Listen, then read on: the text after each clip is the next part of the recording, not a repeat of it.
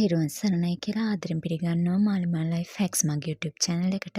channel එක subscribe කරපු යාළුවෝ හැමෝටම ගොඩාක් ස්තුතියි කියන ගමන් අලුතින් channel එකත් එක්ක එකතු වෙන යාළුවන්ටත් channel එක subscribe කරලා පැත්තකින් තියෙන bell icon එකත් click කරලා channel එකත් එක්ක එකතු වෙන්න කියලා ආදරෙන් මතක් කරනවා. අපි හැමෝම කන්න කැමති රසම රස රුලන් කෑලි වරදින් නැතුව හරියටම හදන හැටි කියලා දෙනවා. අපි යමු වීඩියෝ එකට. මුලින්ම මම මෙතන රුලන් පීරිස්කෝප් එකකින් එකක් විතර අරන් තියෙනවා. ඊට පස්සේ මේක කබලක දාලා හොඳින් බැදෙන්න ආරින්න ඕනේ. අපි බදිද්දී දුමුරු පාට වෙනකම් බදින්නේ නැහැ. මේකේ තියෙන සුදු ගතිය තියාගෙනම ක්‍රිස්පි ගතියකට එනකම් අපි බැද ගන්නවා. එතකොට රුලන් බදිද්දී වගාව ඇස්ට්‍රා තියෙනවා නම් බටර් හරි මොනවා හරි මේකට චුට්ටක් ඔය බදිද්දී මේ එකතු කරන්න. එතකොට මේකට හොඳ රසයක් එනවා. මම මෙතනදී රුලන් ගත්ත කෝප්පෙම සීනි කෝප්පයක් අරන් තියෙනවා. ඉතින් ඔන්න සීනි ටික උණුන අතරේ මම එහා ලිපේ තියලා තමයි මේ රුලන් ටික බෙදගන්නේ. ඉතින් මට වැඩි වෙලාවක් ගියේ නෑ. හරි ඉක්මනට මේක හදා ගන්න පුළුවන් වුණා. හිමීට මේ විදිහට සීනි ටික රත් වෙන්න අරින්න දෙන්න. ගන්න ඔක්කොම සීනි ප්‍රමාණය මම මෙතන එකතු කරලා තියෙනවා. මේ විදිහට වටේ සීනි ටික කරවීගෙන එනකම් ටිකක් දුමුරු ගතියට එනකම් මේක තියාගන්න. බය වෙන්න එපා. කිසිම රස හොඳ පැණි රසක් එනවා.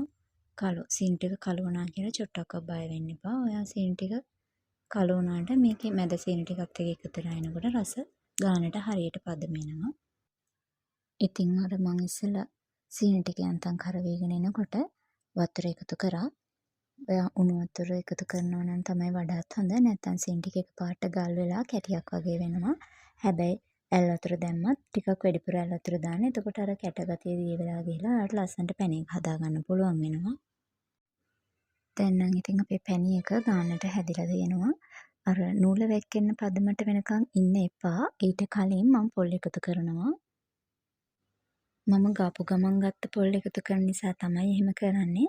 ඔයා ඩෙසිකේටඩ් කොකනට් නැත්තම් පොල් ටික බැදලා හරි අරගන්නව නම් ඔය සුදු පාට තියෙද්දි පොල් වල වතුර ගතිය යනකම් චුට්ටක් බැදලා එතකොට එහෙම ගන්නව නම් සීනි ටික නූල් ඇදෙන පදමට වැක්කෙන ගානට හැදෙනකන් ඉඳලා දාන්න පොල් ටික. නැත්තම් මම අර පොල් මේ විදිහට එකතු කරද්දී පැණි එකේ සීනි ටික වැඩිපුර වෙලාවක් තියෙන්න දෙන්න ඕනේ. මොකද පොල් වල වතුර ගතිය උඩට උරනවා. ඊට පස්සේ වතුර ටිකත් පැණි වෙනකම්ම පොල් එක ලිපේ තියෙන්න දෙන්න ඕනේ.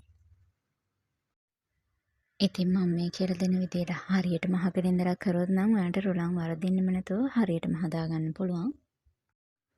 මේ විනාඩි 10ක විතර පස්සේ අපේ පොල් ටික ඔන්න දැන් පැණි ගානට හරි ගිහිලා තියෙනවා.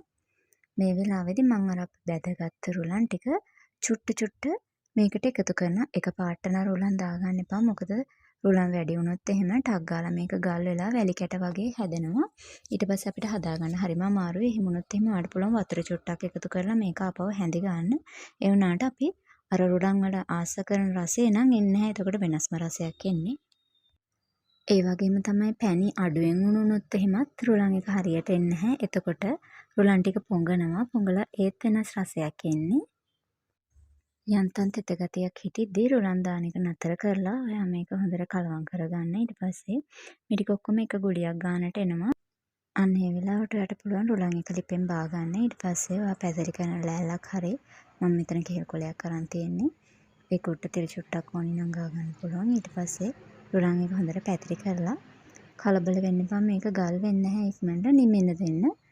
නිමෙන්න ඇරලා හිමීට මේක කපා ගන්න. එතකොට ලස්සනට කපලා ඔයාලට කෑලි ටික වෙන් කරගන්න පුළුවන්. ඉක්මනට ගල් වෙන්නේ නැහැ.